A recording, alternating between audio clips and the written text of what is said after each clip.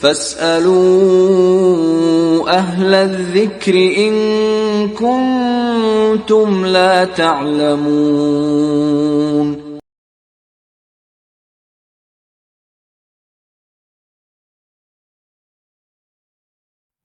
وبه نستعين.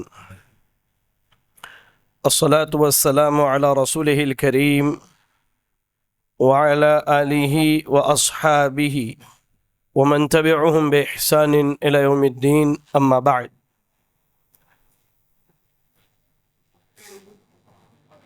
أعوذ بالله من الشيطان الرجيم. بسم الله الرحمن الرحيم. ومن يشاقق الرسول من بعد ما تبين له الهدى ويتبع غير سبيل المؤمنين نوله ما تولى ونصله جهنم وساءت مصيرا. رب اشرح لي صدري ويسر لي امري واحلل عقدة من لساني يفقهوا قولي. اللهم لا حول ولا قوة الا بك.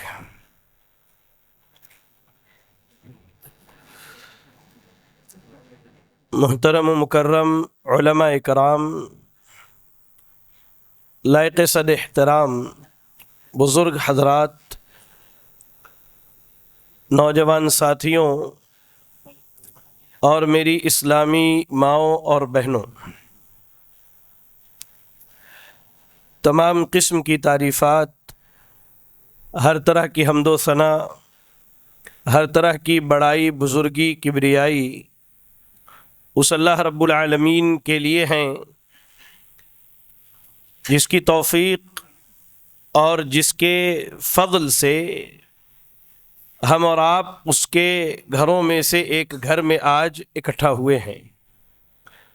بعدہ درود و سلام اللہ رب العالمین کے بھیجے ہوئے تمام انبیاء اور رسول پر، بالخصوص امام الانبیاء رحمۃ للعالمین جناب محمد الرسول اللہ صلی اللہ علیہ وسلم پر۔ اللہم صلی علی محمد وعلی آل محمد کما صلیت علی ابراہیم وعلی آل ابراہیم انک حمید مجید۔ اللہم بارک علی محمد وعلی آل محمد کما بارکت علی ابراہیم وعلی آل ابراہیم انک حمید مجید۔ حاضرین گرامی، آج 17 اگست بعد نماز عشاء آپ کی مسجد اقصی میں مجھ طالب علم کو جس موضوع پر آپ کے سامنے کچھ اہم بات رکھنی ہے، وہ انتہائی اہم، دقیق، وقت کی ضرورت اور ہم میں سے ہر ایک کے لیے انتہائی اہم موضوع ہے۔ موضوع ہے منہج سلف افراط و تفریط کے درمیان۔ حاضرین گرامی، موضوع کو 2 حصوں میں آپ تقسیم کر لیجئے۔ ایک حصہ ہے منہج سلف اور دوسرا حصہ ہے افراط و تفریط کے درمیان۔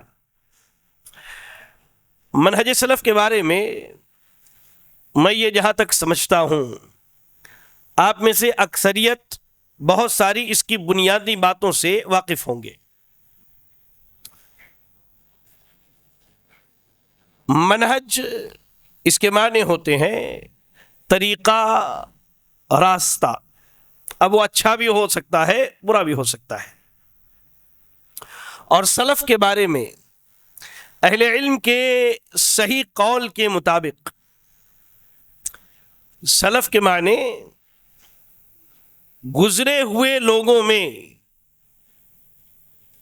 ابتدائی 3 ادوار کے لوگ سلف صالحین یا سلف امت کے نام سے جانے جاتے ہیں، اور جن کی توثیق خود اللہ کے رسول صلی اللہ علیہ وسلم نے کی ہے۔ آپ نے کیا کہا؟ خیر الناس قرنی ثم الذین یلونہم ثم الذین یلونہم۔ سب سے بہترین لوگ میرے زمانے کے لوگ ہیں، ثم الذین یلونہم، پھر جو ان کے بعد ہے، ثم الذین یلونہم، پھر جو ان کے بعد ہے۔ تو یہ حدیث رسول اس بات پر دلالت کرتی ہے کہ اللہ کے نبی کے زمانے کے لوگ، پھر اس کے بعد، پھر اس کے بعد، یہ تین ادوار کے لوگ دنیا جب سے قائم ہے اور جب تک قائم رہنے والی ہے، سب سے بہترین، سب سے اعلیٰ اور سب سے افضل لوگ ہیں۔ وہ عقیدے کے باب میں، وہ عبادات کے باب میں، وہ اخلاقیات کے باب میں، وہ معاملات کے باب میں دنیا کے سب سے اعلیٰ ترین لوگ گزرے ہیں۔ میرے بھائیوں اور بزرگوں اور میری ماں اور بہنوں، یہاں ایک سوال پیدا ہوتا ہے۔ اللہ کے نبی نے جو کہا خیر الناس قرنی، لفظ قرن جو ہے یہ کتنے سالوں پر محیط ہوتا ہے؟ جی یہ ایک بڑا اہم سوال ہے اور یہ سمجھنے کی چیز ہے۔ یہ حدیث ہم بار بار سنتے ہیں، اس کی تفصیل جان لیجئے آپ۔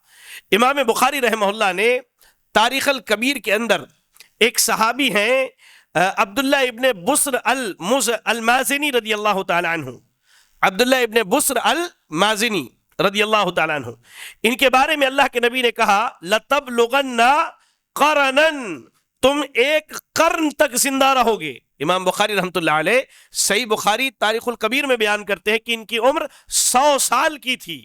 تو پتہ یہ چلا کہ ایک قرن جو ہے 100 سال کا ہوا کرتا ہے، جی 100 سال کا ہوتا ہے۔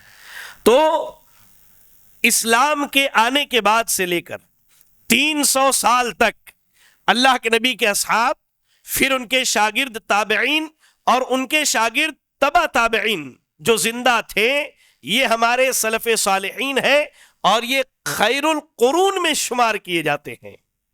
چلے اتنی بات سمجھ میں آئی؟ اب آگے آتے ہیں۔ سوال یہ ہے کہ ہم منہج سلف ہی کیوں مانیں؟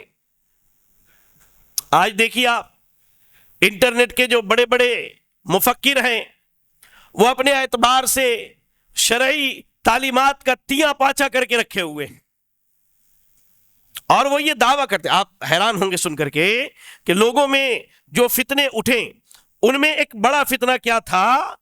عیادت فہم النص، عیادت فہم النص عربی میں جس کو کہتے ہیں کہ دلائل کو دوبارہ سے سمجھنے کی ضرورت ہے۔ یعنی صحابہ اکرام، تابعین اور تبع تابعین نے کتاب و سنت کے دلائل کو جیسے سمجھا ہے ویسے سمجھنے کے بجائے ہمیں دوبارہ سے سمجھنے کی ضرورت ہے۔ کیوں؟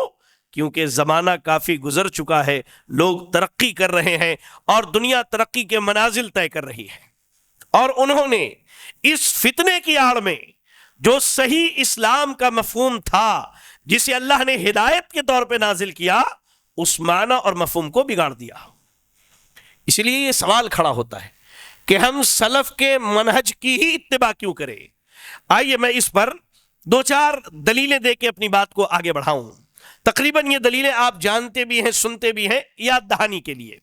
سب سے پہلی دلیل سورۃ النساء کی آیت نمبر 117، جس میں اللہ تعالیٰ نے واجب کیا ہے کہ سلف کی راہ کو اختیار کیا جائے۔ جی ہاں، منہج سلف کو اختیار کیا جائے۔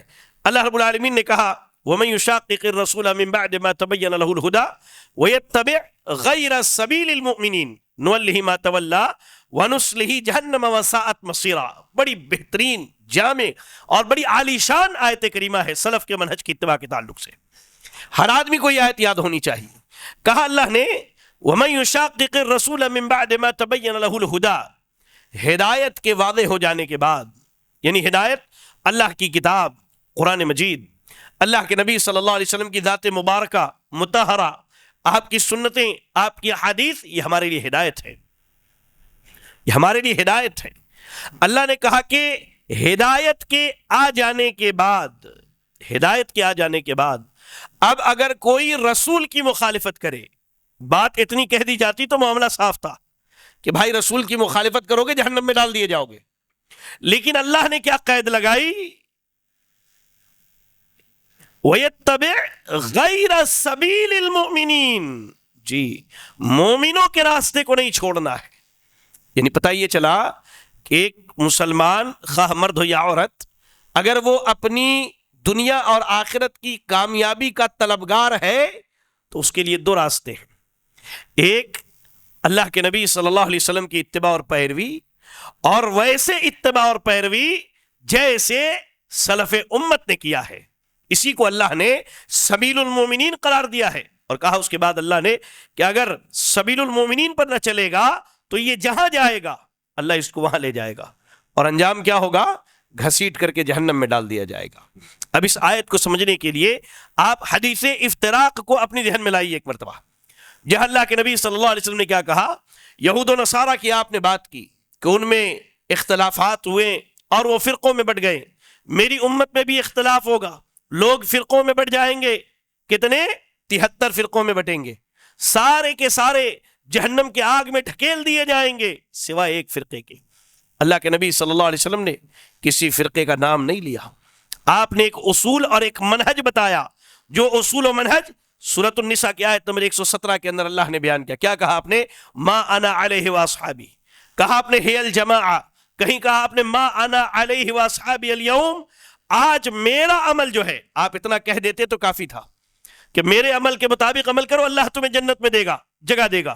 لیکن اللہ کے نبی صلی اللہ علیہ وسلم نے کیا کہا کہ آج جو میرا عمل ہے اور میرے صحابہ کا عمل ہے، اس کے مطابق جو عمل کرے گا وہی فرقہ ناجیہ میں سے ہے، وہی کامیاب ہونے والا ہے، اور وہی اہل سنت والجماعت میں سے ہے، اور وہی منہج سلف پر قائم ہے.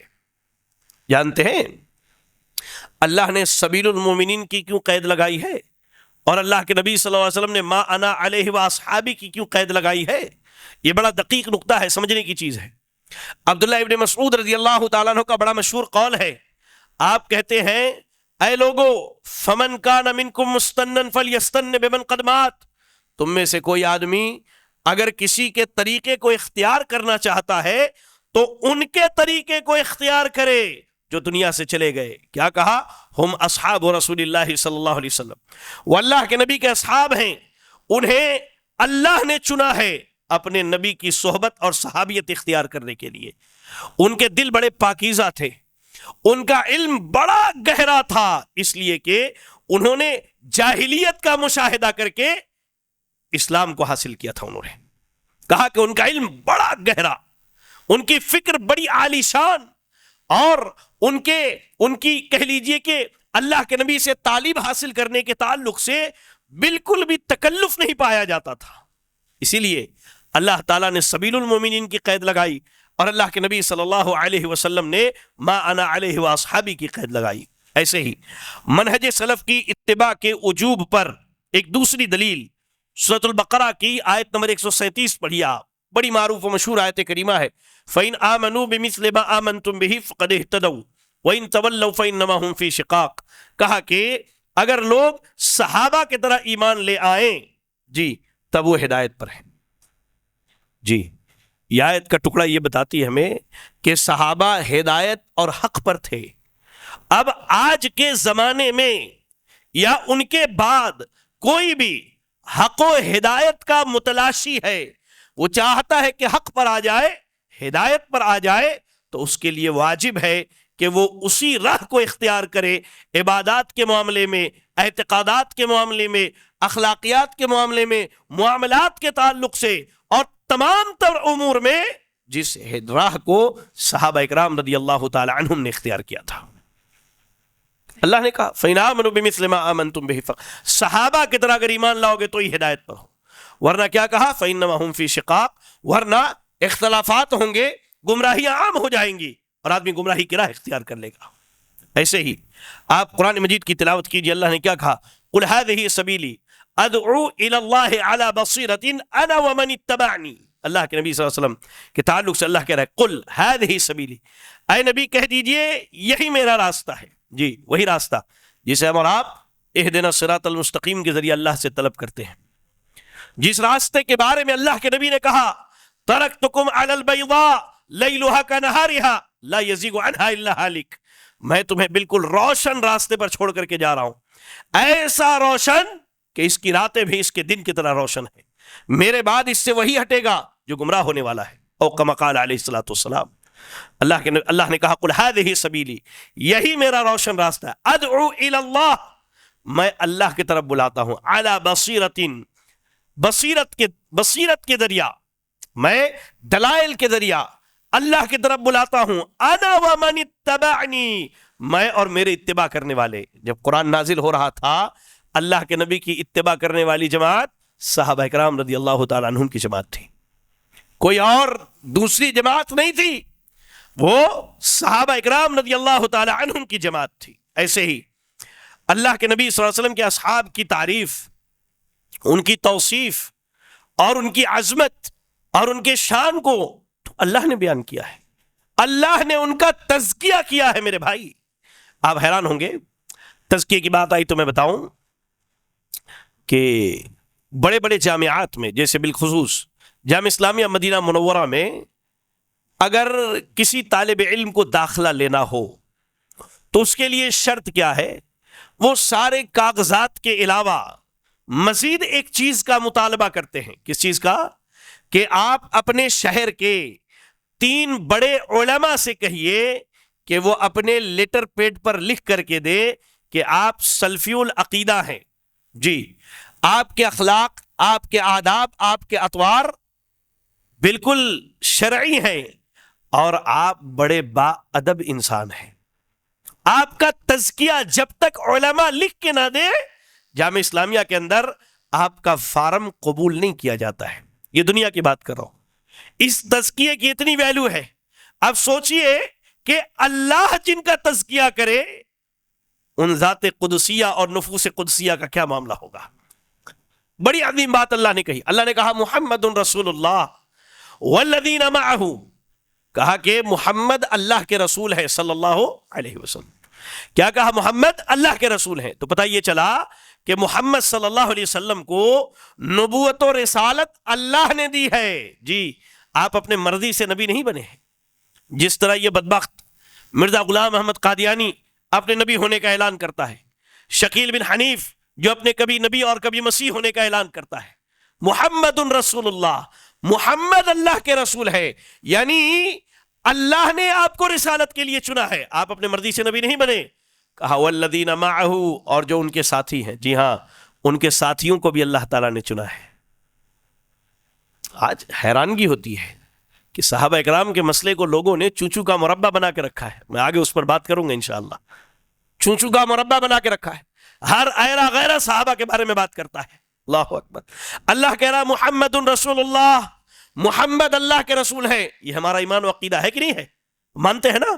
تو یہ کیوں نہیں مانتے والذین معہ، کہ آپ کے ساتھیوں کو اللہ ہی نے چنا ہے، وہ اپنی مرضی سے صحابی نہیں بنے۔ اور میں بارہا کہتا ہوں کہ صحابی ہونا اس کائنات کی عظیم ترین نعمتوں میں سے ایک نعمت ہے۔ ایک آدمی پوری زندگی سجدے میں سر رکھ لے، وہ صحابیت کے اس مقام کو نہیں پہنچ سکتا جو صحابہ کو اللہ رب العالمین نے دیا تھا۔ اسی لیے اللہ نے کہا کہ محمد رسول اللہ والذین معہ، جو آپ کے ساتھی ہیں، ان کا انتخاب بھی اللہ رب العالمین نے کیا ہے۔ اور یہ آیت جب آپ پڑھتے چلے جائیں، سورۃ الفتح کی آیت نمبر 29 ہے، تو مجھے غالباً آیت کے ٹکڑے میں ایک ذکر یہ ہے کہ اللہ نے صحابہ کو ایسا بنایا گویا کہ جیسے ایک پودا نکلا ہو، چھوٹا سا پودا، پلانٹ جس کو ہم کہتے ہیں، وہ بڑا کمزور ہوتا ہے نا، آپ اسے بڑا کرنے کے لیے لکڑی کا سہارا دیتے ہیں، کبھی اسے دیوار سے لگا دیتے ہیں۔ تو صحابہ بالکل ایسے ہی کمزور تھے، آہستہ آہستہ یہ مضبوط ہو گئے۔ کیوں؟ تاکہ ایمان والے دیکھ کر کے خوش ہو جائے اور اہل کفر کے دل جلتے رہیں۔ غالباً امام احمد بن حنبل یا امام مالک رحمہ اللہ کے سامنے کسی شخص کا ذکر کیا گیا کہ وہ صحابہ کی برائیاں کرتا ہے، تو انہوں نے یہی آیت پڑھ کر کے کہا لِيَغِيظَ بِهِمُ الْكُفَّارِ، کہ ان کے دل، ان میں کفر اور نفاق چھپا ہوا ہے، اور یہ جب بھی صحابہ کو دیکھتے ہیں ان کے دل مچل جاتے ہیں، اور ان کے دل کیا ہے؟ صحابہ اکرام کی عظمت کو قبول نہیں کرتے ہیں۔ بہرحال اللہ رب العالمین نے صحابہ اکرام کا تزکیہ بے شمار مقامات پر کیے ہیں میرے بھائی۔ اب آئیے ایک آدھ حدیثیں اور ایک دو عقلی دلیل صحابہ کی اتباع پر میں آپ کو بتاؤں۔ حدیث رسول دیکھیں آپ، صحیح بخاری صحیح مسلم کی روایت جو میں نے پہلے ہی پڑھ کے سنائی، خیر الناس قرنی ثم الذین یلونہم ثم الذین یلونہم، کہا کہ سب سے بہترین لوگ میرے زمانے کے، پھر اس کے بعد، پھر اس کے بعد. یہ اللہ کے نبی نے ان کی توثیق کی ہے، ان کا تزکیہ کیا ہے. اللہ اکبر. اور اس کے علاوہ بے شمار حدیثیں ملتی ہیں. آپ کو ایک بڑا اہم نقطہ سناؤں کہ صحابہ اکرام رضی اللہ تعالی عنہم کی جماعت ایک واحد جماعت ہے جن کو اللہ نے بدعت سے بچا کے رکھا تھا. جی. اور آپ کے اس علاقے میں تو لوگ بدعت پہ عمل کرنے کے بڑے دل دادا ہیں. صحابہ کی جماعت ایک واحد جماعت ہے جن کو اللہ نے بدعت سے محفوظ رکھا تھا. بڑی روشن دلیل آپ کو بتا رہا ہوں میں، بڑی روشن دلیل سنیے. ابو سعید خدری رضی اللہ تعالیٰ عنہ کی بڑی مشہور حدیث ہے خوارج کے تعلق سے، جس میں اللہ کے نبی نے کہا کہ یخرج فی ہذہ الامہ، کہا کہ اس امت میں ایک جماعت نکلے گی. اس کے بعد آپ نے خوارج کا تذکرہ کیا. اللہ کے نبی نے یہ نہیں کہا کہ میرے صحابہ میں سے خوارج کی جماعت نکلے گی. جی. منہا آپ نے نہیں کہا، آپ نے کہا فی ہذہ الامہ. یہ نہیں کہا کہ موجودہ دور میں جو میرے صحابہ موجود ہیں ان میں سے خوارج نکلیں گے، نا، ہرگز آپ نے نہیں کہا. آپ نے کہا فی ہذہ الامہ، اس امت میں. اہل علم لکھتے ہیں اس حدیث کے ٹکڑے پر جو اس بات پر دلالت کرتا ہے کہ صحابہ اکرام میں سے کوئی بھی بدعتی نہیں تھا. اور اس کی بڑی واضح اور روشن دلیل عبداللہ ابن عباس رضی اللہ تعالیٰ عنہ کی خوارج سے مناظرے کی ہے، جو آپ سنتے بھی ہوں گے، جانتے بھی ہوں گے، جن میں عبداللہ ابن عباس رضی اللہ تعالیٰ عنہ نے خوارج سے بڑے دو ٹوک انداز میں کہا تھا کہ میں اہل بیت میں سے ہوں، میں نبی کا بھائی ہوں، سیدنا علی خلیفۃ المسلمین کی طرف سے آیا ہوں، انصار و مہاجرین کی طرف سے آیا ہوں. اور کیا کہا؟ میں یہ دیکھتا ہوں کہ تمہاری اتنی بڑی 6-7 ہزار کی جماعت میں صحابہ میں سے ایک آدمی بھی نہیں ہے، صحابہ میں سے ایک آدمی بھی نہیں ہے. اسی لیے اہل علم لکھتے ہیں کہ اللہ تعالیٰ نے صحابہ اکرام رضی اللہ تعالی عنہم کو جو ہے کہہ لیجئے کہ بدعات سے اللہ نے محفوظ رکھا، اللہ نے ان کی حفاظت کی، اللہ نے ان کو بچایا اس چیز سے. کیونکہ اسلام میں جو پہلی بدعت ہوئی وہ خوارج کا فرقہ، پھر اس کے بعد معتزلہ، ساتھ میں روافض کا فرقہ آیا. ان میں کسی فرقے میں صحابہ اکرام رضی اللہ تعالیٰ عنہ میں سے کوئی بھی نہیں تھے، کوئی نہیں تھا صحابہ میں سے. بہرحال آپ دیکھیں صحابہ اکرام کی اتباع کیوں کی جائے، اس تعلق سے 2-3 عقلی باتیں میں آپ کو بتاتا ہوں. یہ تو نقلی باتیں تھی، نقلی یعنی وہ کاپی نقلی نہیں، نقل کے معنی ہوتے قرآن و حدیث اور عقل کے معنی ہوتے عقلی دلائل. 1-2 عقلی باتیں بتاتا ہوں جو آپ سن لیجئے. سب سے پہلی چیز کہ تمام صحابہ عقیدے کے باب میں، عبادات کے باب میں، اخلاقیات اور معاملات میں کتاب و سنت کے دلائل پر متفق تھے. آپ اعتقاد میں کسی صحابی کا دوسرے صحابی سے اختلاف نہیں دکھا سکتے انشاءاللہ. اختلاف تھا ہی نہیں ان کے یہاں عقیدے کے باب میں. اور عقیدے کا ایک بڑا مسئلہ جس کی میں مثال دیتا ہوں، اللہ مستوی عرش ہے، یہ بات آگے آئے گی. صحابہ میں سے کوئی یہ نہیں کہتا تھا کہ اللہ رب العالمین ہر جگہ موجود ہے. جی. یہ عقلی بات میں آپ کو بتا رہا ہوں. صحابہ اکرام رضی اللہ تعالیٰ عنہم عقیدے کے باب میں متفق تھے، جو دین کی اصل اور اصول میں سے ایک اصل ہے. صحابہ کا اختلاف نہیں تھا. دوسری چیز، صحابہ اکرام نے جاہلیت کا زمانہ دیکھا تھا. جی. صحابہ نے جاہلیت کا زمانہ دیکھا تھا اور اسلام کے ذریعہ انہوں نے اس جاہلیت کا خاتمہ کیا.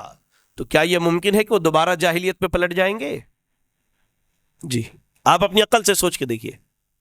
ایک آدمی کو کینسر کا مرض ہو جائے، وہ مال و دولت لگا کر کے اپنا علاج کروائے اور ڈاکٹر جن چیزوں سے منع کر دے، کیا دوبارہ وہ انہی چیزوں میں جائے گا کہ دوبارہ لاکھوں لاکھ خرچ کرنے لگوں؟ صحابہ نے جاہلیت کا زمانہ دیکھا، جاہلیت پایا. اسلام کی جب روشنی آئی، اسلام کی کرنیں جب پھوٹی، ان کے دل دماغ عقل منور ہوئے، اسلام کو قبول کیا، کیا یہ ممکن ہے کہ وہ دوبارہ جاہلیت کی طرف پلٹ کر کے جائیں؟ تیسری اہم بات، صحابہ اکرام جب جاہلیت سے اسلام میں آئے تو انہوں نے اسلام کی بالکل خالص صاف شفاف تعلیم سیدھے سیدھے اللہ کے نبی سے حاصل کی ہے۔ جانتے ہیں یہ کتنا خالص ہے؟ اتنا ہی کہ آپ خالص دودھ لے کر کے آئیے اور دنیا کا سب سے عظیم ترین پانی اگر زمزم بھی ملا دیجئے تو وہ دودھ خالص نہیں رہتا ہے۔ صحابہ بالکل اس خالص دودھ کی طرح تعلیم اللہ کے نبی سے حاصل کیے تھے، سیدھے سیدھے۔ آپ وہ حدیث یاد کریں، غالباً صحیح بخاری کی روایت ہے، اللہ کے رسول صلی اللہ علیہ وسلم کی وفات کے بعد جو ہے ان کی سنت پر عمل کرتے ہوئے سیدنا ابو بکر صدیق اور سیدنا عمر خطاب رضی اللہ تعالی عنہما ام ایمن رضی اللہ تعالی عنہ کے پاس پہنچے، کہا کہ چلو بھائی، اللہ کے نبی ان کی عیادت کے لیے، زیارت کے لیے جاتے تھے، ہم بھی چلتے ہیں۔ جب وہاں پہنچے تو رونے لگی، دونوں صاحبان کو دیکھ کے رونے لگی، تو دونوں نے کہا کہ اللہ کے نبی کی وفات جو ہمارے لیے بھی تکلیف دہ ہے، اس میں کوئی دو رائے نہیں ہے، لیکن روتے نہیں ہیں، اس پر صبر کرتے۔ کہتی ہیں کہ میں اس لیے نہیں رو رہی کہ اللہ کے نبی کی وفات ہو گئی، میرا رونا اس لیے ہے کہ آسمان سے جو وحی کا سلسلہ جاری تھا وہ اللہ کے نبی کے ساتھ ہی ختم ہو گیا۔ تو صحابہ نے وحی کے نزول کے زمانے کو پایا، اور ان کے اعمال میں اگر کوئی کوتاہی ہوتی تھی تو اللہ تعالیٰ آسمان سے وحی نازل کر کے اس کی اصلاح کر دیتا تھا۔ کیا ممکن ہے کہ اللہ کے نبی کے بعد ان صحابہ نے دین کو بدل دیا ہے اور دین میں اپنی طرف سے جو ہے اللہ اکبر تبدیلیاں لے آئے ہوں؟ نہیں میرے بھائی، یہ منہج سلف سب سے خالص، سب سے روشن اور سب سے عظیم ترین راہ ہے، جس راہ پر چل کر کے انسان دنیا اور آخرت کی کامیابیوں کو حاصل کر سکتا ہے۔ اب آئیے موضوع کے دوسرے حصے پر، وسطیت اور اعتدال منہج سلف کے اندر اعلیٰ طور پر پایا جاتا ہے۔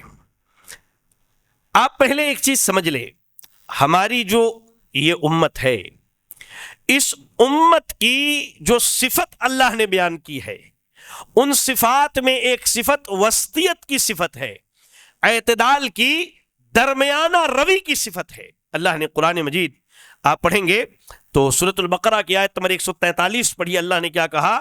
وَكَذَلِكَ جَعَلْنَاكُمْ أُمَّةً وَسَطًا لِتَكُونُوا شُهَدَاءَ عَلَى النَّاسِ وَيَكُونَ الرَّسُولُ عَلَيْكُمْ شَهِيدًا۔ کہا کہ ہم نے اسی طرح تمہیں عادل امت بنایا ہے۔ لفظ وسط جو ہے اس کے کئی معنی ہیں، ایک تو عادل کے ہیں، ایک جو ہے درمیانہ روی اختیار کرنے والے کے ہیں۔ تو اللہ نے کہا کہ ہم نے تم کو وسط امت بنایا ہے۔ ہماری وسطیت کی دو مثالیں، ایک تو اس آیت کی تفسیر میں، اس کے بعد اللہ نے کہا لِتَكُونُوا شُهَدَاءَ عَلَى النَّاسِ، تاکہ تم لوگوں پر گواہ رہو، وَيَكُونَ الرَّسُولُ عَلَيْكُمْ شَهِيدًا، اور رسول تمہارے اوپر گواہ رہے۔ ہماری وسطیت کی مثال آپ دیکھیے، عیسیٰ علیہ السلام، ہم سب جانتے ہیں کہ آپ اللہ کے نبی صلی اللہ علیہ وسلم سے پہلے نبی اور رسول بنا کے بھیجے گئے۔ آپ کو اللہ نے اپنا روح کہا ہے، روح اللہ کہا ہے۔ آپ کو اللہ نے اپنا کلمہ کہا ہے، کلمت اللہ کہا ہے اللہ نے۔ اچھا، تیسری چیز، اللہ نے آپ کو بغیر باپ کے پیدا کیا ہے۔ چوتھی چیز، اللہ نے آپ کو اپنا بندہ اور اپنا رسول کہا ہے۔ یہ ہم مسلمانوں کا ایمان و عقیدہ ہے۔ اب یہاں دیکھیے وسطیت ہماری کیسی ہے۔ عیسیٰ علیہ السلام کو اللہ نے بنی اسرائیل کی طرف بھیجا۔ کس کی طرف بھیجا؟ بنی اسرائیل کی طرف۔ بنی اسرائیلیوں میں ایک بڑا طبقہ جو یہودیوں کا ہے، انہوں نے آپ کا انکار کیا، افراط کیا۔ انہوں نے کیا کیا؟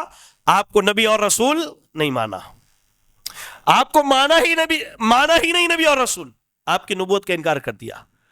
اور دوسرا طبقہ عیسائیوں کا جو تفریط کے شکار ہوئے، کبھی کہا کہ عیسیٰ اللہ کے بیٹے ہیں اور کبھی کہا کہ عیسیٰ خود اللہ ہے، نعوذ باللہ من ذالک۔ اب ان دونوں افراط و تفریط کے درمیان ہم مسلمانوں کو اللہ نے وسط امت بنایا. ہم نے اپنا عقیدہ کیا پیش کیا؟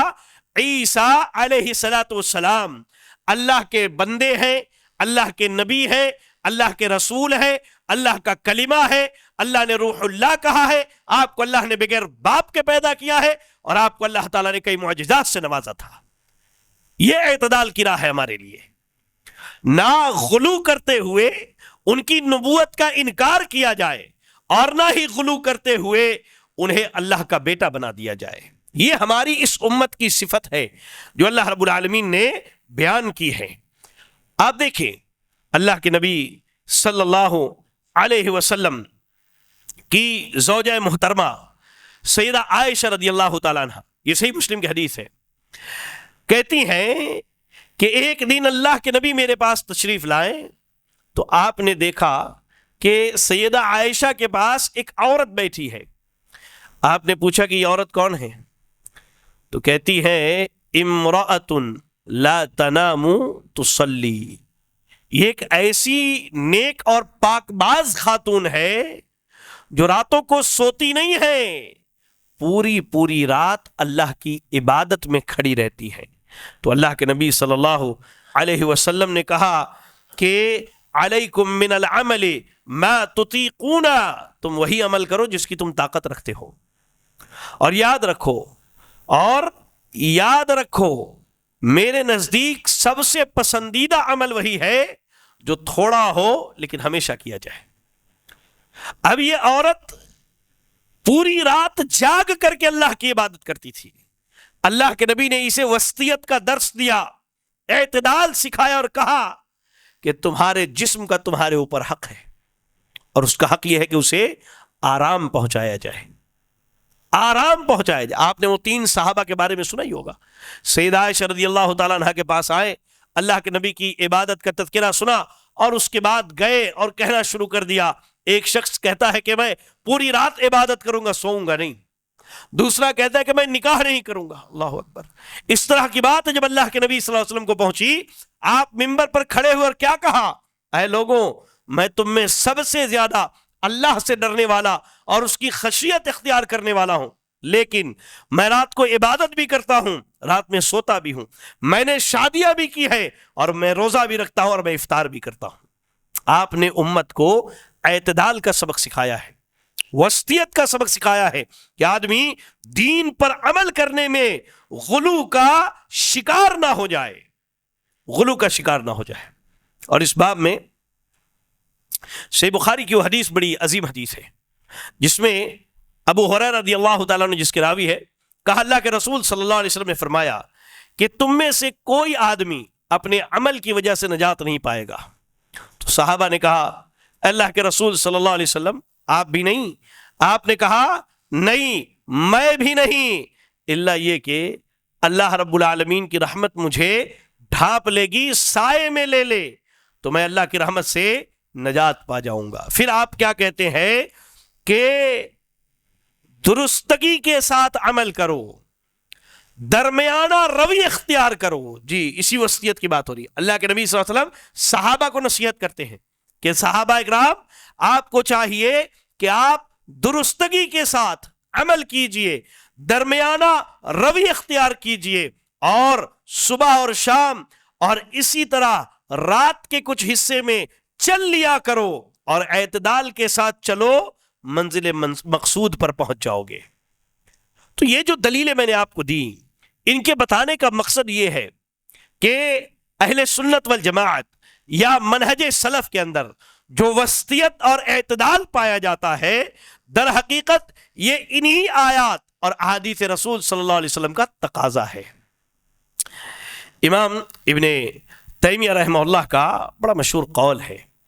آپ کہتے ہیں کہ اللہ رب العالمین کا یہ فضل ہے کہ اللہ نے گزشتہ تمام امتوں میں امت محمدیہ کو وسطیت اور اعتدال عطا کیا، اور اللہ نے اس امت میں موجود تمام تر فرقوں میں، جماعتوں میں اختلافات کی بنیاد پر جو الگ ہو گئے ہیں، منہج سلف کو اور سلفیت کو اللہ تعالیٰ نے وسطیت اور اعتدال کی نعمت سے نوازا ہے۔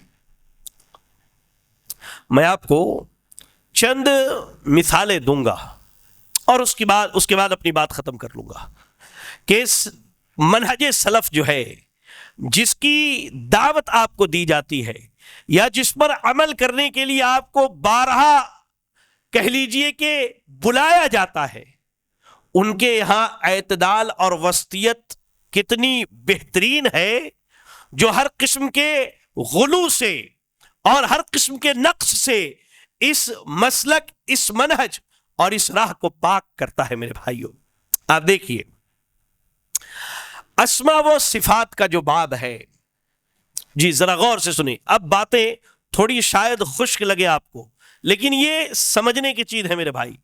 آپ اگر سمجھ گئے میری باتیں تو واقعی آپ کے لیے بہت بڑی نعمت ہے یہ چیز۔ اللہ ہم سب کو سننے کے ساتھ سمجھنے اور عمل کرنے کی توفیق عطا فرمائے، آمین۔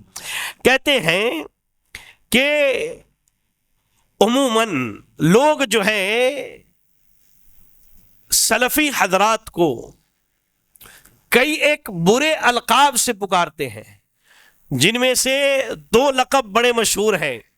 ایک تو لوگوں کا یہ کہنا ہے کہ جو سلفی حضرات ہیں یہ بڑے متشدد ہوتے ہیں۔ کیا ہوتے؟ بڑے متشدد ہوتے ہیں۔ اور دوسرا لقب، جی کیا کہتے ہیں؟ ابھی حالیہ وقت کے بہت بڑے کہہ لیجئے کہ محدث، بہت بڑے فقیہ شیخ ربیع ابن ہادی المدخلی رحمہ اللہ کی جو وفات ہوئی، تو لوگ ان کی طرف منسوب کر کے کہتے ہیں کہ سلفی حضرات اصل میں مدخلی ہیں۔ سنا ہے کہ نہیں سنا ہے؟ جی تو آئیے میں آپ کو یہ بتاؤں کہ سلفی حضرات متشدد نہیں ہیں، اور نہ ہی شیخ ربیع ابن ہادی المدخلی رحمہ اللہ متشدد تھے۔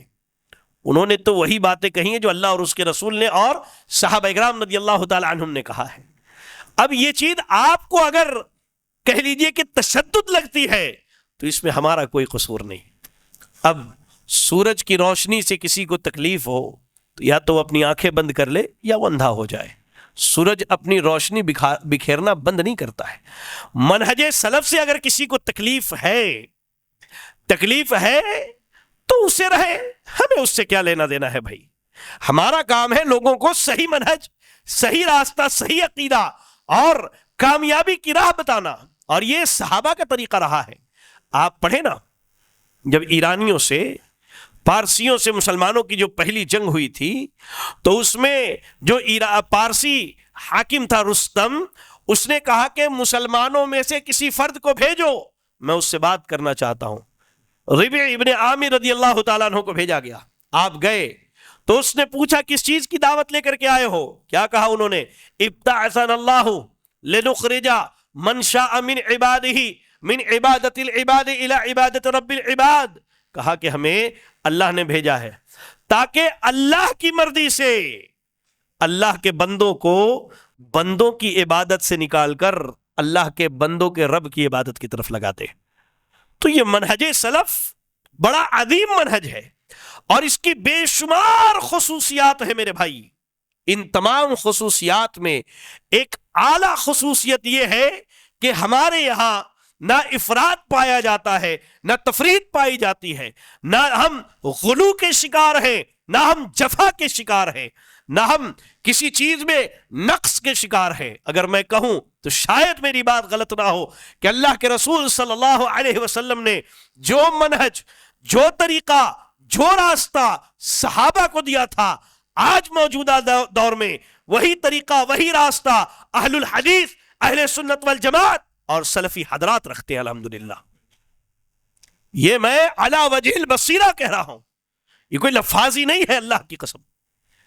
منہج سلف کی خصوصیات میں ایک بڑی خصوصیت یہ ہے کہ اللہ تعالیٰ نے اسے وسطیت کی نعمت دی ہے۔ آئیے میں آپ کو دو تین مثالیں دے کے اپنی بات ختم کروں۔ پہلی چیز کہ اسماء و صفات، یعنی اللہ کے جو نام ہیں اور اللہ کی جو صفات ہیں، اس باب میں جب لوگ فرقوں میں بٹ گئے اور فتنوں کے دروازے کھل گئے تو لوگ بڑی بڑی گمراہیوں میں پڑ گئے. میں آپ کو چند ایک نام بتاتا ہوں. دیکھیے، معطلہ ایک فرقہ ہے. میں تو اللہ سے دعا کرتا ہوں، ہمارے آپ کے امام صاحب شیخ حمید اللہ صاحب ہم لوگوں سے سینئر ہیں، اور حمید اللہ بھائی کو معلوم ہے، ہم لوگوں کے ایک استاذ ہیں دکتور ابراہیم صاحب حفظہ اللہ، تقریباً 30-35 سال سے، تقریباً ہاں حمید اللہ بھائی 30-35 سال سے جامع سلفیہ میں ہم لوگوں کو عقیدہ تحاویہ پڑھاتے ہیں. اور میں سمجھتا ہوں کہ ملک میں عقیدے کا استاذ اتنا ماہر اور اتنی گہری علم والا شاید ہی کوئی ہو، الا ماشاء اللہ. انہوں نے جب ہمیں عقیدہ پڑھایا تو ان فرقوں کے بارے میں یقین جانے، حمید اللہ بھائی اس بات کے گواہ ہیں، ایک ایک فرقے کے اوپر جب عقیدہ تحاویہ کا درس شروع ہوتا تھا نا فضیلت دوسرے سال میں، ایک ایک فرقے کے اوپر ہفتے بھر ان کا درس چلتا تھا. ایک ایک ہفتہ اس کے اوپر درس دیا کرتے تھے. بڑی بڑی عظیم الشان اللہ نے علم ان کو نوازا ہے. اللہ ان کی حفاظت فرمائے، اللہ ہمارے تمام علماء کی حفاظت فرمائے، اللہ انہیں ہر قسم کے شر اور مکروہ سے محفوظ رکھے. تو معطلہ کے بارے میں کہتے ہیں کہ معطلہ ایک فرقہ ہے جنہیں اہل تعطیل بھی کہا جاتا ہے. ان لوگوں نے کیا کیا؟ ان لوگوں نے اللہ کے صفات کا انکار ہی کر دیا. جیسے اللہ کی صفت ہے سننا، اللہ کی صفت ہے دیکھنا، اللہ کی صفت ہے بات کرنا. جیسے کلام اللہ، قرآن اللہ کا کلام ہے. امام احمد بن حنبل رحمۃ اللہ علیہ اس باب میں کتنی بڑی ابتلا اور آزمائش میں مبتلا کیے گئے. وہ کوڑے مارنے والا جلاد کہتا تھا کہ اگر کسی ہاتھی کو میں ایک کوڑا مار دیتا تو وہ زمین پر بیٹھ جاتا. امام احمد بن حنبل رحمۃ اللہ علیہ نے اسی باب میں اتنی بڑی مصیبت اٹھائی. تو اہل تعطیل معطلہ انہوں نے کیا کیا؟ انہوں نے اللہ کی صفات کا انکار ہی کر دیا. جی، انکار ہی کر دیا. اللہ کی کوئی صفت نہیں ہے. اچھا، یا بعض صفات کو تسلیم کیا اور بعض کو رد کر دیا. اس کے بعد ایک فرقہ آیا اہل تمثیل کا.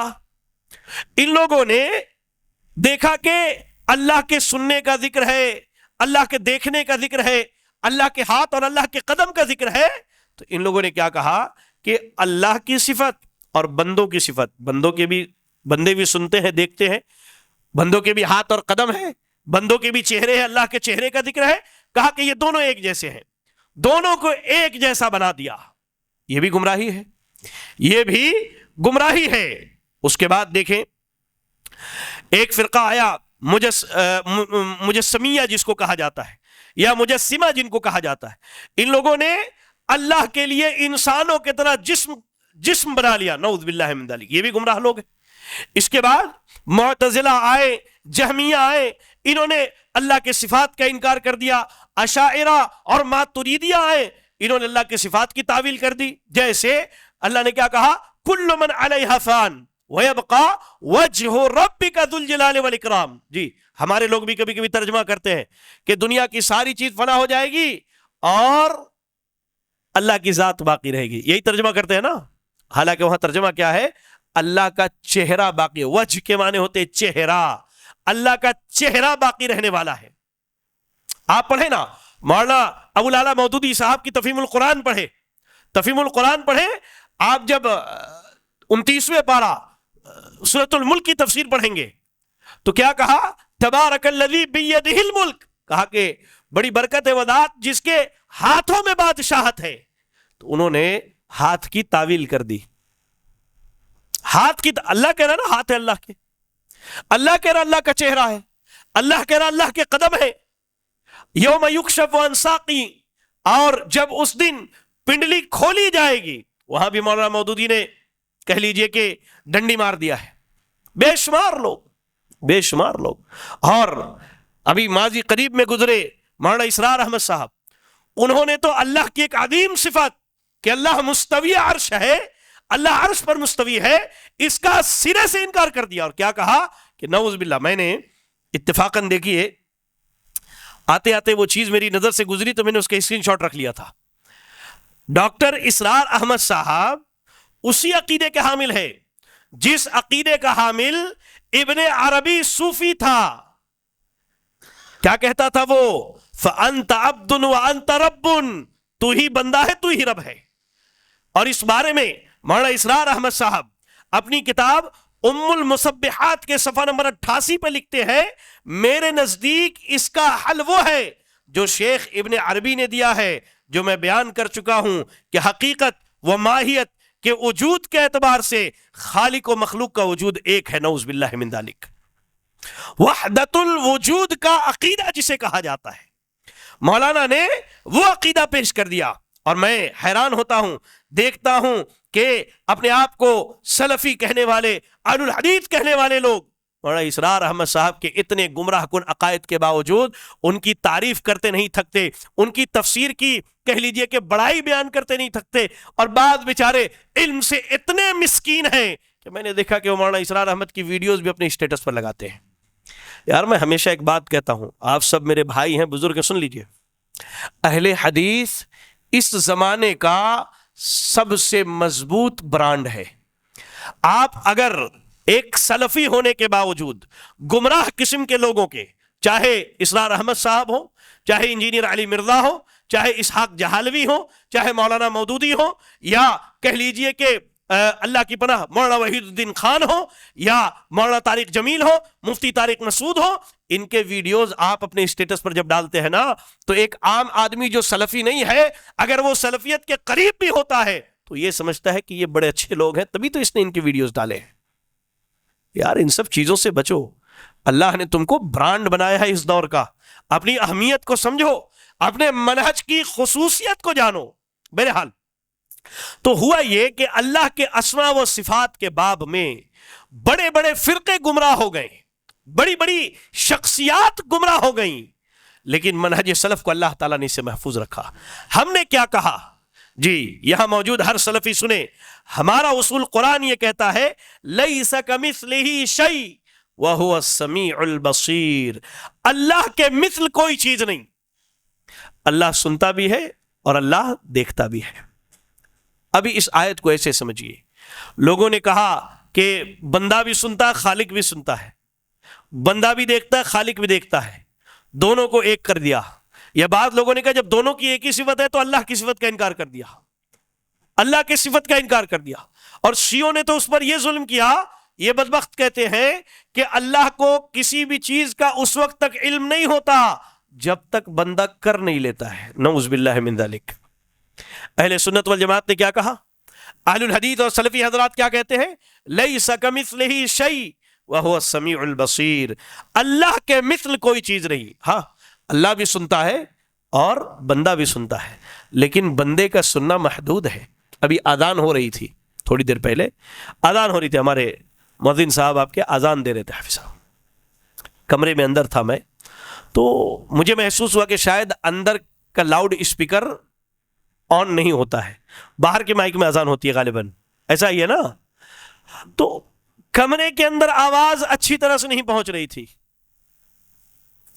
تو یہ بندے کا سننا ہے جو ایک محدود حد تک ہے، ایک محدود حد تک ہے۔ ایک ساتھ آپ کے سامنے 3 آدمی بات کرنے لگے، آپ کے دماغ کی بتی جل جائے گی، آپ ناراض ہو کے غصے میں کہیں گے ارے یار ایک آدمی بولو، ایک مرتبہ میں بولو۔ اللہ کا سننا کتنا عظیم ہے، ذرا سنیے۔ اللہ کے رسول صلی اللہ علیہ وسلم فرماتے ہیں، صحیح حدیث کے الفاظ ہیں، دنیا جب سے قائم ہے، تمام انسان، تمام جنات ایک میدان میں جمع ہو جائیں اور سارے انسان و جنات ایک ساتھ اللہ کو پکاریں، اپنی اپنی زبانوں میں پکاریں، اللہ ایک مرتبہ میں سب کی پکار سن بھی لے گا اور سب کی حاجات پوری کر دے گا۔ یہ اصل خالق و مخلوق کا فرق ہے۔ لیس کمثلہ شیء، کوئی چیز اللہ کی طرح نہیں ہے، کوئی چیز اللہ کی طرح نہیں ہے۔ اللہ خالق ہے، ہم اس کے بندے ہیں، محتاج۔ ارے ہم ایک حقیر پانی کے قطرے سے پیدا ہوئے مخلوق اللہ کی مشابہت اختیار کر لیں گے؟ جی اللہ کی مشابہت اختیار کر لیں گے؟ اور یہ جو عقیدہ ہے وحدت الوجود کا کہ اللہ ہر جگہ ہے، نعوذ باللہ، میں بولنا نہیں چاہتا، آپ کو ماننا ہوگا کہ ہر اچھی بری ہر چیز میں اللہ رب العالمین ہے، نعوذ باللہ من ذالک۔ جبکہ اللہ کہہ رہا ہے الرحمن علی العرش استوى، رحمان مستوی عرش ہے۔ امام مالک کے سامنے ایک آدمی آیا، آ کر کے کہتا اللہ عرش پر کیسے مستوی ہے؟ کہا الاستواء معلوم والکیف مجہول والایمان بہ واجب والسؤال عنہ بدعہ. کہا کہ اللہ مستوی عرش ہے، یہ ہمیں معلوم ہے. اللہ کیسے مستوی عرش ہے ہمیں اس کا علم نہیں ہے. ایمان رکھنا واجب ہے کیونکہ اللہ نے کہا ہے، اور اس کے بارے میں سوال کرنا بدعت ہے. اور اپنے طلبہ سے کہا کہ اس بدعتی کو اٹھا کر کے مسجد کے باہر پہنچا دو. لیس کمثلہ شیء، اللہ کے جتنے صفات ہیں ان تمام صفات کو ظاہر پر محمول کر کے سلفی حضرات اس پر ایمان رکھتے ہیں، اس کی کیفیت بیان نہیں کرتے. اللہ کا چہرہ ہے تو کیسا اللہ کو معلوم ہے، اللہ کے ہاتھ ہے کیسا ہے اللہ کو معلوم ہے، اللہ دیکھتا ہے اللہ کیسے دیکھتا ہے یہ اللہ کو معلوم ہے، اللہ سنتا ہے اللہ کیسے سنتا ہے اللہ کو معلوم. یہ تمام صفات ویسے ہی ہے جیسے اللہ کی ذات کے شایان شان ہے، اور یہ تمام صفات اللہ کی مکمل ہے، اس میں نقص نہیں پایا جاتا، اس میں کمی نہیں پائی جاتی ہے. کہا کہ لیس کمثلہ شیء، کوئی اللہ کے مثل نہیں ہے. وہو السمیع البصیر، اللہ سنتا بھی اللہ دیکھتا بھی ہے. انسان بھی سنتا دیکھتا ہے لیکن وہ اللہ کے ہم مثل نہیں ہو سکتا ہے. تو اہل سنت والجماعت سلفی حضرات اعتدال کی راہ اختیار کرتے، صفات کا انکار بھی نہیں کرتے، صفات کو انسانوں سے ملاتے بھی نہیں ہے، اور نہ ہی اس کی تعویل کر کے کوئی اور معنی بیان کرتے. نہیں، فی نفسہی، جیسے اللہ نے اپنی جس صفت کا تذکرہ کیا ہے ہم اس کو سنتے ہیں، اس پر ایمان رکھتے ہیں، نہ اس کی کیفیت، نہ اس کی تشبیہ، نہ اس کی مثال، اور نہ ہی اس کی کمیت بیان کرتے ہیں. جیسا ہے اللہ کے شایان شان ہے، اللہ ہی جانتا ہے کیسا ہے، اور وہ مکمل ہے، اس میں نقص نہیں ہے. یہ ہمارا ایمان و عقیدہ، یہ وسطیت ہے، یہ اعتدال ہے جو دوسروں کے یہاں نہیں ہے. ورنہ لوگ گمراہی کی راہ اختیار کر لیے، لوگوں نے گمراہی کی راہ اختیار کر لیا. اس کے بعد آپ دیکھیں، گناہ کبیرہ کا اگر کوئی مرتکب ہو جائے تو اس کے بارے میں منہج سلف کی کا اعتدال دیکھیے. خوارج ایک فرقہ ہے، آپ کو معلوم ہے اسلام میں سب سے پہلا فرقہ خارجیوں کا بنا. خوارج حضرات جو ہیں ان کا کہنا ہے کہ آدمی اگر گناہ کبیرہ کا مرتکب ہو جائے، یعنی اس سے گناہ کبیرہ ہو جائے، مثال کے طور پہ ایک آدمی زنا کر لے، ایک آدمی چوری کر لے، ایک آدمی جھوٹ بول لے، خوارج کہتے ہیں کہ اب یہ کافر ہو گیا، یہ ہمیشہ ہمیشہ جہنم میں جائے گا. یہ خوارج کا عقیدہ ہے. خوارج کے بالمقابل دوسرا فرقہ معتزلہ کا ہے. معتزلہ کا ہے، وہ کہتے ہیں کہ اگر کوئی گناہ کبیرہ کر لے تو اب یہ مومن بھی نہیں رہتا اور یہ کافر بھی نہیں ہوتا ہے، یہ دونوں کے درمیان میں چلا آیا. تیسرا فرقہ مرجیہ ہے، جو کہتے ہیں جی آج جو ہمارے اکثر اہل حدیثوں کا حال ہے، جی جو کہتے ہیں کہ ایمان لانے کے بعد گناہ نقصان نہیں دیتا ہے، چاہے وہ کتنا بھی گناہ کر لے.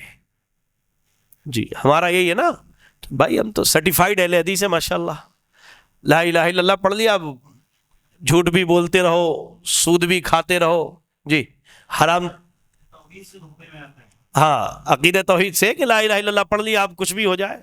سنیے وسطیت کیا ہے اصل میں، نہ ہم خوارج کی طرح اسے مخلد فی النار کہتے ہیں، نہ ہم معتزلہ کی طرح دونوں کے درمیان مانتے ہیں، نہ ہم مرجیہ کی طرح یہ کہتے ہیں کہ ایمان لانے کے بعد گناہ اور کہہ لیجئے کہ اللہ کی نافرمانی نقصان نہیں دیتی ہے. ہمارا عقیدہ کیا ہے؟ ہمارا عقیدہ یہ ہے کہ گناہ کبیرہ کے ارتکاب سے، گناہ کبیرہ کے انجام دینے کے بعد آدمی کافر نہیں ہوتا ہے. کیا ہوتا ہے؟ فاسق ہوتا ہے، اس کے ایمان میں کمی آتی ہے، اس کا ایمان کمزور ہوتا ہے. اس کا معاملہ اللہ کے حوالے کرتے ہیں. اللہ چاہے تو اسے معاف کر دے، اور اللہ چاہے تو اس کے گناہ کے بقدر اسے عذاب دے، لیکن اس کا فائنل ڈیسٹینیشن، آخری منزل جو ہے، آخری پڑاؤ انشاءاللہ جنت ہے. یہ اہل سنت والجماعت کا عقیدہ ہے، یہ ہماری وسطیت ہے. اور آپ دیکھیے آج ہمارے یہاں دونوں چیزیں پائی جا رہی ہے. جی عموماً میں کہتا ہوں کہ جب کوئی حنفی اپنی حنفیت میں غلو کرتا ہے تو فرقہ جہمیہ میں چلا جاتا ہے، اور کوئی اہل حدیث اپنی اہل حدیثیت میں غلو کرتا ہے تو خارجیت میں چلا جاتا ہے. اس کی ایک مثال ہمارے یہاں سپر سلفی حضرات ہیں. جی آپ کیا ہے کہ نہیں، ہمارے یہاں سپرمین بہت ہے حیدرآباد میں. جی سپر سلفی ہمارے یہاں حیدرآباد. ارے بھائی آپ عقیدہ سنیں گے آپ کے ہوش اڑ جائیں گے. میں تھا، شیخ بدیع الزماں مدنی صاحب تھے، اور اللہ کی پناہ مسجد سفیان میں ایک پروگرام ہو رہا تھا اسی منہج کے اوپر، تو وہاں موجود جو حلقہ چندرائن گٹا کے ذمہ دار ہیں ہمارے لیاقت بھائی ابراہیم بھائی، ان سے واقف ہے لیاقت بھائی سے، انہوں نے کیا کہا کہ جانتے ہیں شیخ، ہمارے علاقے کے کچھ بچوں کا عقیدہ یہ ہے کہ ہم میں سے کوئی مسلمان نہیں ہے، اور اگر موقع ملا تو یہ ہم سے جنگ بھی کریں گے، ہمارا خون، ہمارا مال، ہماری دولت ان کے لیے حلال ہے، اور وہ سیدھے لفظوں میں کہتے کہ ہم ان کی بہن بیٹیوں کو اپنی لونڈی بنائیں گے، نعوذ باللہ من ذالک۔ تو جب آدمی اہل حدیثیت میں وسطیت کی راہ چھوڑتا ہے، وسطیت کی راہ چھوڑتا ہے، تو پھر وہ خارجیت کی راہ اختیار کر لیتا ہے۔ اب اس کے بعد اس کے فتوے کیا آتے ہیں؟ ملک ہندوستان میں کوئی عالم ہی نہیں ہے، یہاں ہم کسی سے علم حاصل ہی نہیں کر سکتے، یہاں کا کوئی عالم معتبر ہی نہیں ہے، نعوذ باللہ من ذالک۔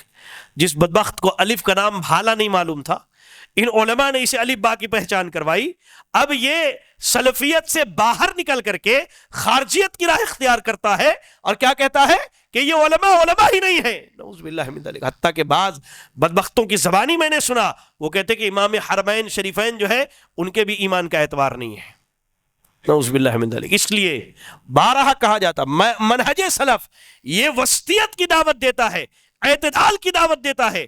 آپ افراط و تفریط سے اپنے آپ کو بچا کے رکھیں، آپ غلو نہ کریں، ورنہ آپ اہل حدیثیت سے نکل کر کے خارجیت کی سٹیج میں پہنچ جائیں گے اور آپ کو معلوم بھی نہیں ہوگا، اس لیے کہ اللہ کے نبی نے کہا ہے، اللہ کے نبی نے کہا ہے یمرقون من الدین، یہ دین سے ایسے نکلیں گے جیسے تیر کمان سے نکلے اور جانور کو چیرتا ہوا نکل جائے۔ یعنی تیر جب کسی جانور کو لگتا ہے تو عموماً کیا ہوتا ہے، جانور کا خون یا اس کے ریشے اور بال اس تیر میں ہوتے ہیں، لیکن یہ دین سے ایسا نکلیں گے گویا کہ تیر یہاں سے نکل بھی جائے، نہ اس پر خون کا کوئی نشان ہے، نہ اس کے ریشے اور نہ بال اس میں لگے ہیں، یہ اپنے آپ کو دین پر سمجھیں گے لیکن یہ دین سے نکل کے چلے جائیں گے اور ان کو معلوم بھی نہیں ہوگا۔ اس لیے منہج سلف یہ ہے کہ یہ وسطیت کی راہ اختیار کرتے ہیں، اور گناہوں کے باب میں یہ اعتدال کی راہ اختیار کرتے ہیں۔ اور ایک اہم چیز میرے بھائیوں، میرے بزرگوں اور میری ماں اور بہنوں، ایک بڑے مسئلے سے اپنے آپ کو بچا کے رکھو۔ یہ جو سماج میں چکر چلا ہے نا کہ فلاں کافر ہے، فلاں کافر ہے، فلاں کافر ہے، اس سے بچو۔ کسی بھی شخص متعین نام لے کر فلاں کافر ہے، شریعت آپ کو اس کی اجازت نہیں دیتی ہے، اور کفر کا فتویٰ دینا یہ عام آدمی کا کام نہیں ہے۔ جی ماشاءاللہ آپ کے پاس علماء ہے، علم والے لوگ ہیں، آپ ان کے پاس بیٹھیے، پہلے اس مسئلے کو جانیے۔ آج اہل حدیثوں میں، سلفیوں میں ایک بڑا فتنہ تکفیر اٹھا ہوا ہے، بڑی زور و شور سے، اللہ اکبر، جب جی میں جس کو آیا کافر قرار دے دیا۔ اہل سنت والجماعت وسطیت کی راہ اختیار کرتی ہے، اعتدال کی راہ اختیار کرتی ہے، اور اللہ کے نبی نے کہا کہ تم کسی کو کافر نہ کہو، اس لیے کہ اگر اس کے اندر کفر نہ ہو تو وہ کفر پلٹ کر تمہارے اوپر آنے والا ہے۔ اور کسی کو بھی کافر کہنے کے لیے شریعت نے اصول بنائے ہیں، ضابطے مقرر کیے ہیں، اسے آپ پڑھیے۔ میں گزارش کروں گا شیخ محترم سے کہ آپ نوجوانوں کو کم از کم تکفیر کے اصول و ضوابط ضرور بتائیں، ضرور پڑھائیں، ورنہ ہماری نوجوان نسل تکفیر کے فتنے میں بڑی تیزی سے بڑھ رہی ہے، اور یہ وسطیت کی راہ اور اعتدال کی راہ چھوڑنے کے کہہ لیجئے کہ جرم میں اللہ تعالیٰ نے اس مصیبت میں ہمیں ڈالا ہے۔ تیسری مثال، منہج سلف جو ہے وسطیت اور اعتدال کی دعوت دیتی ہے۔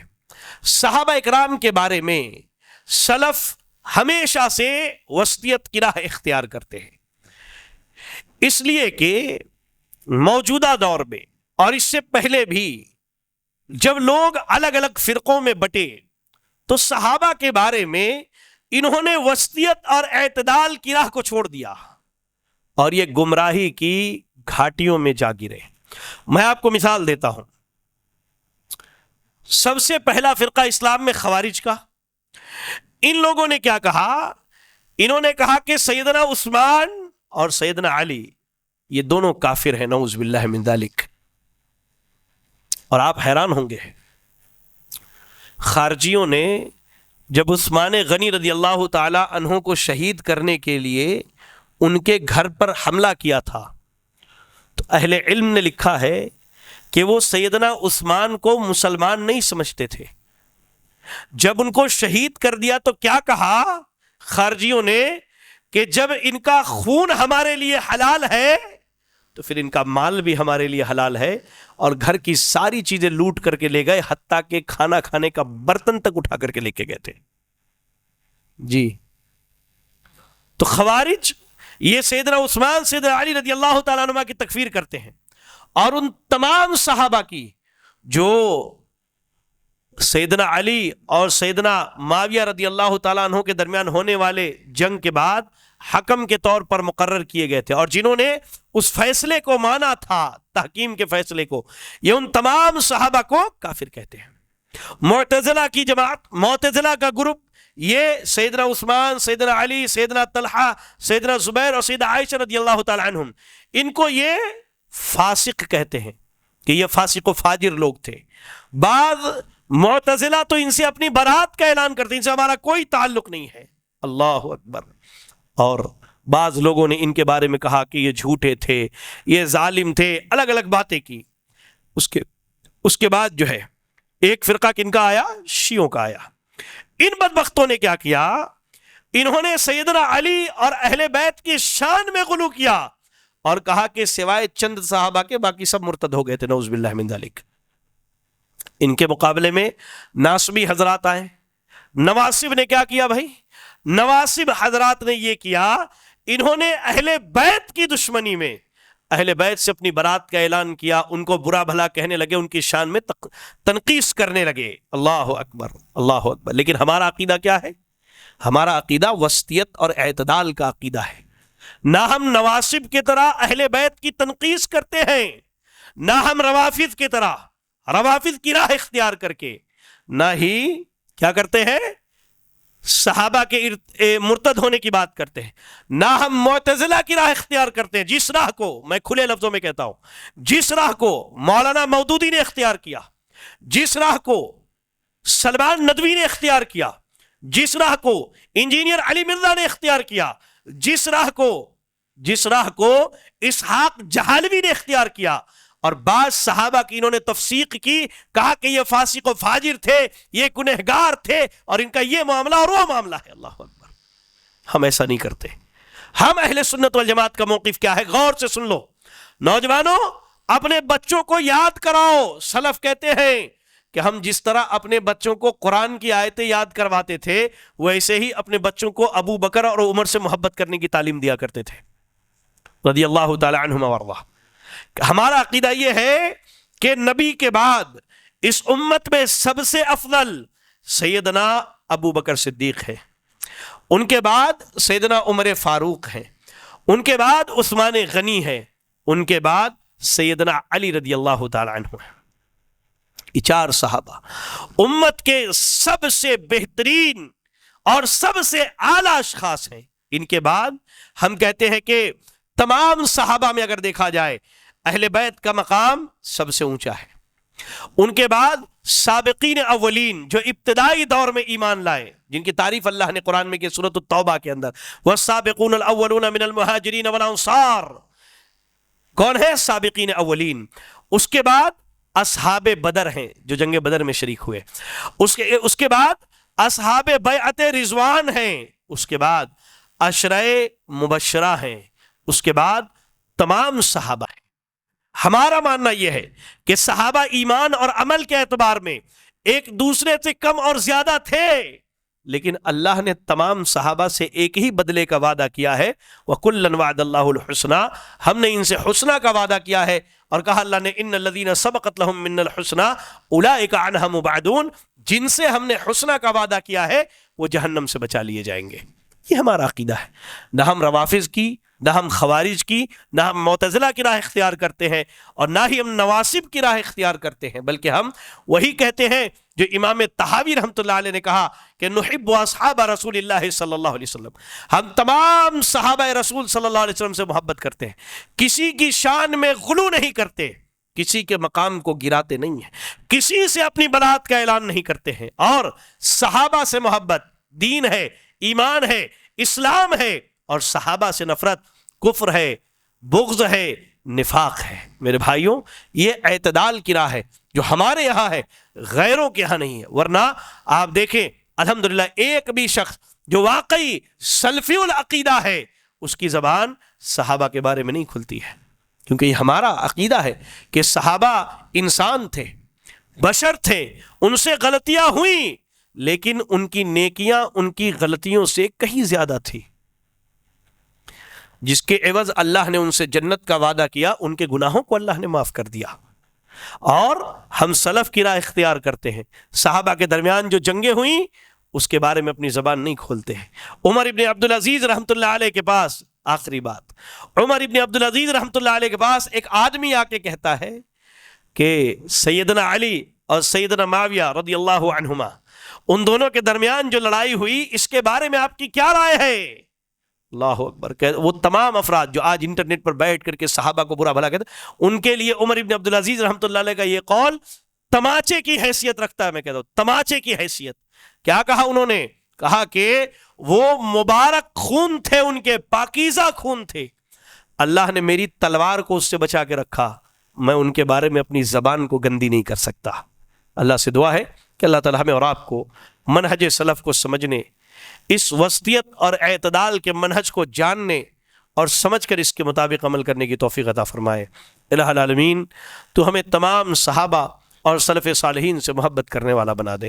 اللہ ہمارے اعمال ان کے اعمال کی طرح نہیں ہیں، لیکن تیری ذات سے یہ امید ہے کہ اللہ تو اس محبت کی بنیاد پر ہم سب کو سیدنا ابو بکر، سیدنا عمر، سیدنا عثمان، سیدنا علی اور تمام صحابہ رضی اللہ عنہم اور سلف صالحین کے صف میں ضرور بے ضرور میدان محشر میں کھڑا کرے گا. اللہ تو ہمیں جب تک دنیا میں زندہ رکھ، دین اسلام پر زندہ رکھ اور خاتمہ ہو تو ایمان و اسلام کی حالت میں ہو. آمین وآخر دعوانا ان الحمدللہ رب العالمین. میں اللہ کے شکریہ کے بعد آپ تمام احباب کا اور آپ کے مسجد کے ذمہ داران اور ہمارے حمید اللہ بھائی اور اپنے تمام دوستوں کا اور اپنے شیخ فیصل صاحب کا شکریہ ادا کرتا ہوں کہ آپ لوگوں نے وقت دیا مجھ طالب علم کو، میرے ساتھ سفر کی صعوبت بھی برداشت کی. اللہ آپ کا یہاں اکٹھا ہونا قبول فرما لے. آمین. جزاکم اللہ خیرا. السلام علیکم ورحمۃ اللہ وبرکاتہ.